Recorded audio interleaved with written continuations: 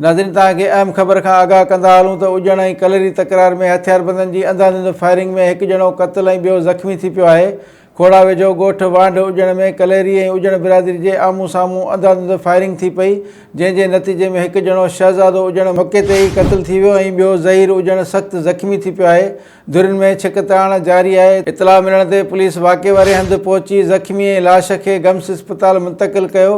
Firing गुज़िरियल 2 कलाकनि खां जारी आहे। उन रस में SHO खोड़ा इख़्तियार मंगरियो जो चवणु आहे त DSP गंबट, SHO गंबट ऐं टंडो मस्ती पुलिस वाक़े वारे हंधि पहुची वई आहे। वाक़े जो कारण मालूम थी न सघियो आहे। वधीक जांच कई पई वञे, जॾहिं त इलाइक़े में फायरिंग सबबि ख़ौफ़ हिरास पखिड़ियल आहे। नाज़रीन तव्हांखे हिकु भेरो ॿीहर आगाह कंदा हलूं त तव्हांखे अहम ख़बर खां आगाह कंदा हलूं त उजण ऐं कलेरी तकरार में हथियारबंदनि जी अंधाधुंध फायरिंग में हिकु ॼणो क़त्ल ऐं ॿियो ज़ख़्मी थी पियो आहे।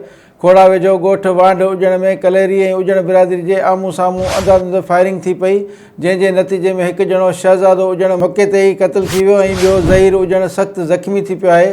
धुरियुनि में छिकताण जारी आहे। इतला मिलण ते पुलिस वाक़े वारे हंधि पहुची ज़ख़्मी ऐं लाश खे गम्स इस्पताल मुंतक़िल कयो।